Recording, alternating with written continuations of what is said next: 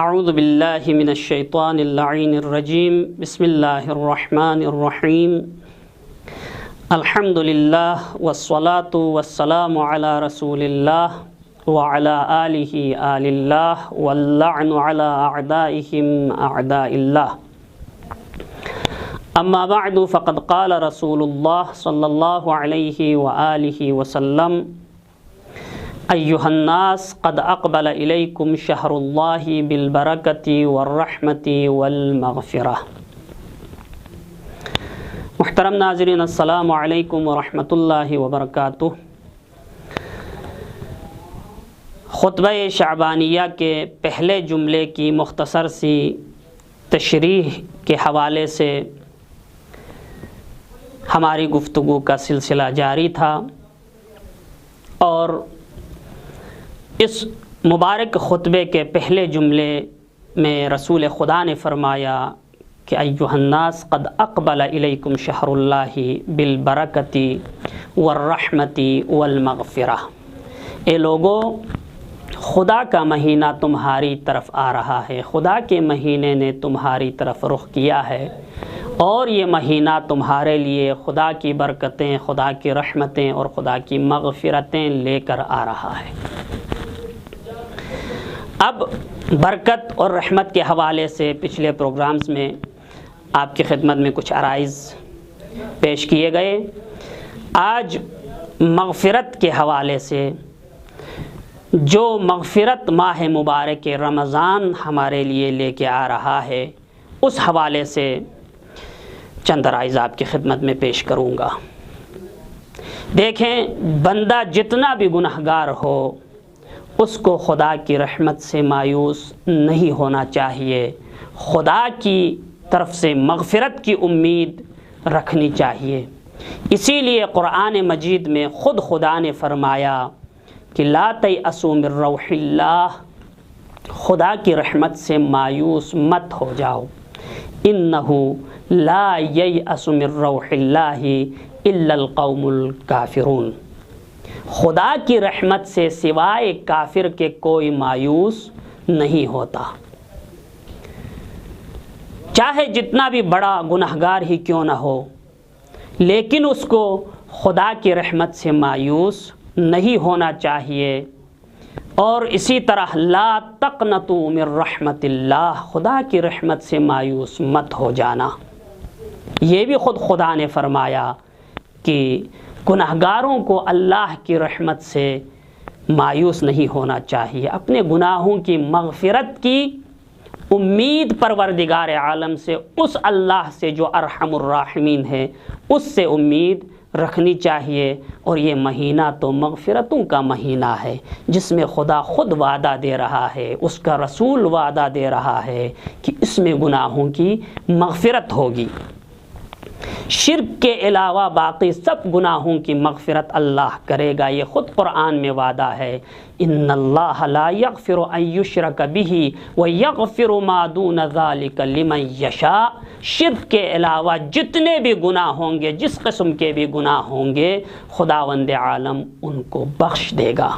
شرط یہ ہے کہ بندہ خدا کی بارگاہ میں آ کے استغفار کریں، اللہ کی بارگاہ میں اپنے گناہوں کی مغفرت کے لیے دعا کرے، توبہ کرے۔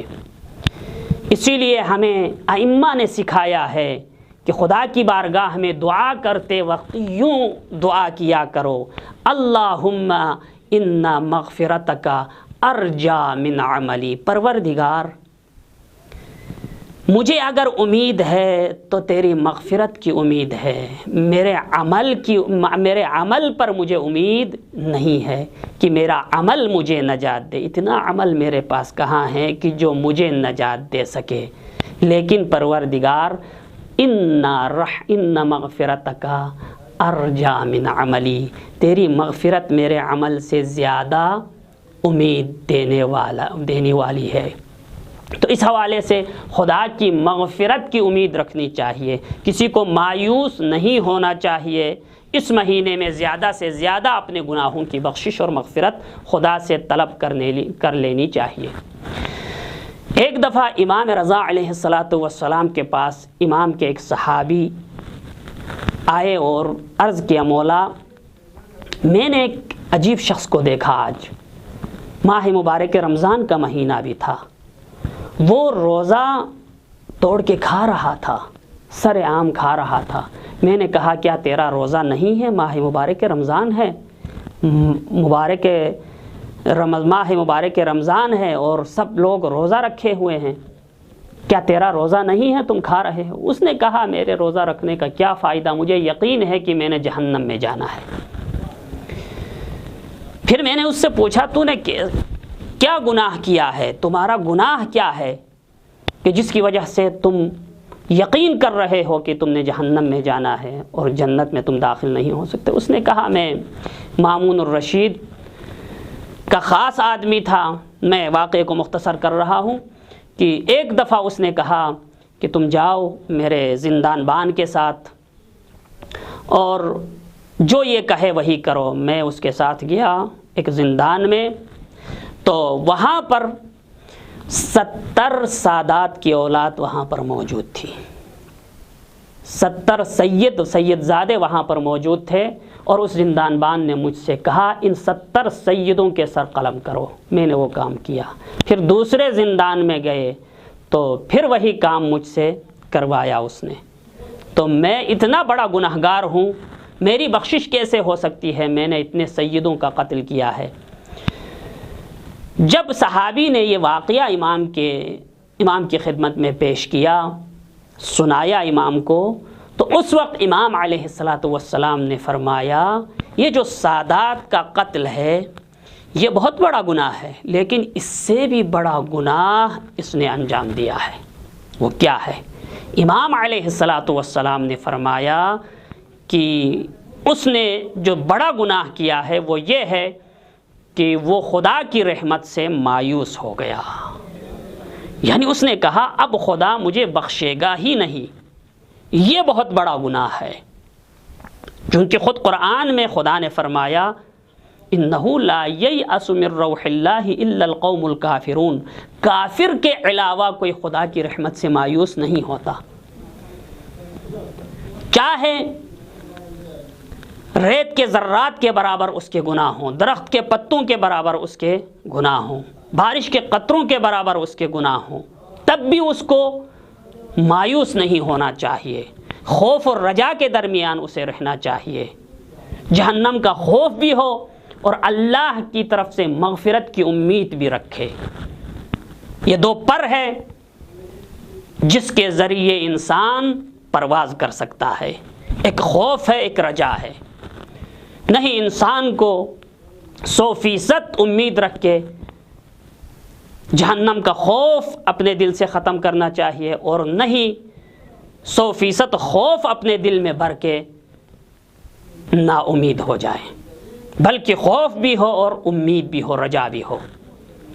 تو ماہ مبارک رمضان مغفرت کا مہینہ ہے، اس میں خدا کی مغفرت، خدا کی طرف سے مغفرت الہی طلب کرنے کی ضرورت ہے۔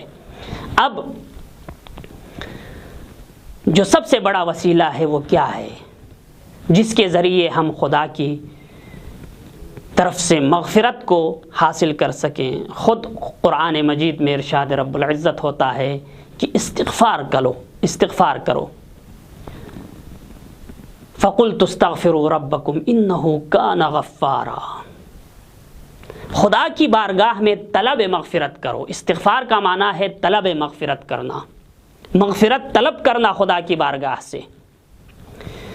استغفار کرو، کیوں؟ اس لیے کہ انہ کان غفارا، یقیناً خدا بہت زیادہ بخشنے والا ہے، بہت زیادہ مغفرت کرنے والا ہے۔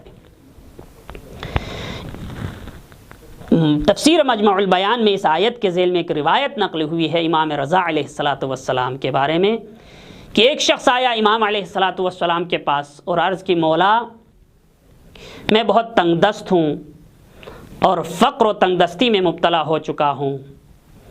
تو امام علیہ السلام نے فرمایا استغفار کرو۔ جو حضرات مال چاہتے ہیں، دولت چاہتے ہیں، ثروت چاہتے ہیں، ان کے لیے نسخہ ہے کہ استغفار کریں۔ جو حضرات اولاد کی تمنا رکھتے ہیں، بے اولاد ہیں، ان کے لیے نسخہ ہے استغفار۔ میں آپ کی خدمت میں ایک نماز کا بھی ذکر کروں گا انشاءاللہ، جو بے اولاد اور بے مال اور فقر میں مبتلا ہیں۔ اور ایک اور شخص آیا، اس نے کہا مولا میرے پاس مال و دولت نہیں ہے۔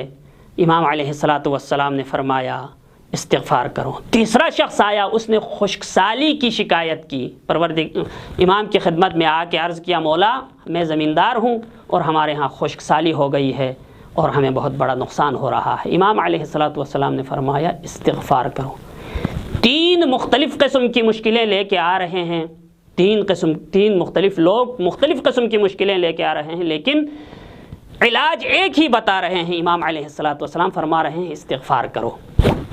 کیوں؟ اس لیے کہ امام علیہ السلام سے جب پوچھا گیا تو امام علیہ السلام نے فرمایا میں نے یہ نسخہ اس آیت سے لیا ہے۔ قرآن مجید میں ارشاد ہوا فَقُلْتُ اسْتَغْفِرُوا رَبَّكُمْ إِنَّهُ كَانَ غَفَّارًا يُرْسِلِ السَّمَاءَ عَلَيْكُمْ مِدْرَارًا، یہ خشک سالی کا علاج ہے۔